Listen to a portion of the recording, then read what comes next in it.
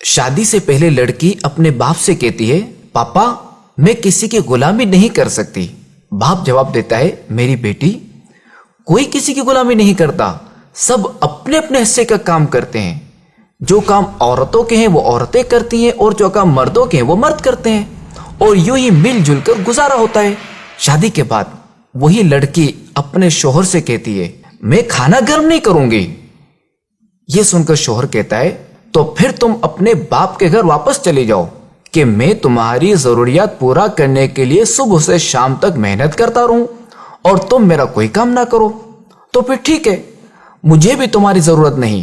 طلاق کے بعد وہ لڑکی اپنے بھائی کے یہاں آ جاتی ہے، لیکن کچھ دنوں بعد بھائی اپنی اسی بہن سے کہتا ہے دیکھو میری بہن، میں اب فیملی والا ہو گیا ہوں، میری بیوی تمہیں اب مزید برداشت نہیں کر سکتی، لہذا تم اپنا کہیں اور بندوبست کر لو۔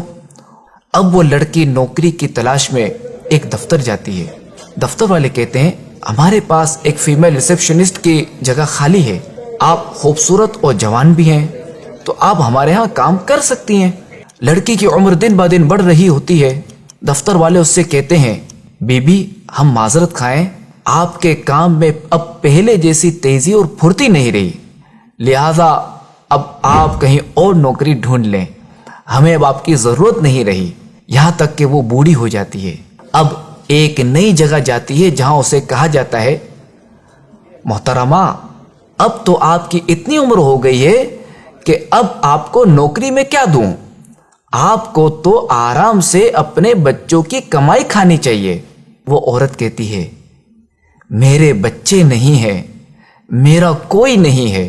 یہ سن کر نئے دفتر والا کہتا ہے اوہ چلیں آپ کے لیے کچھ کرتا ہوں، میرا 20 لوگوں کا اسٹاف ہے، کیا آپ ان سب کے لیے کھانا پکا سکتی ہیں جس کے میں آپ کو 6000 روپے ماہانہ دوں گا۔ یہ سن کر وہ عورت کہتی ہے صرف 6000؟ تو نیو دفتر والا جواب دیتا ہے کہ میں جانتا ہوں کہ ان 6000 میں آپ کی ضرورت پوری نہیں ہوگی، مگر کیا کروں میں مجبور ہوں، میرے پاس اس سے زیادہ کی گنجائش بھی نہیں ہے۔ آہ، وہ عورت جو گھر کے کام کو غلامی سمجھتی تھی، اپنے شوہر کا کھانا تک گرم کرنے کو تیار نہیں تھی، اسی دفتر والے کو کہتی ہے ٹھیک ہے مجھے آپ کی یہ بات منظور ہے، اور ساتھ ساتھ اس کی آنکھوں سے آنسو بہ رہے ہوتے ہیں اور وہ یہ سوچ رہی ہوتی ہے کاش جوانی میں ہی کھانا گرم کر دیتی اور ابو کی بات سمجھ لیتی کہ کوئی کسی کی غلامی نہیں کرتا بلکہ سب اپنے اپنے حصے کا کام کرتے ہیں۔ مشہور کہاوت ہے نا کہ میاں بیوی گاڑی کے 2 پہیے کی طرح ہوتے ہیں، اگر ایک پہیا خراب ہو جائے تو گاڑی کا چلنا ممکن نہیں رہتا۔ تو شادی ایک مضبوط بندھن ہے، مگر اس قدر مضبوط بندھن انتہائی نازک ڈور سے بندھا ہوا ہے، اور یہ ڈور کسی ایک کی کوتاہی، جلد بازی اور بے وقوفی سے ٹوٹ بھی سکتی ہے۔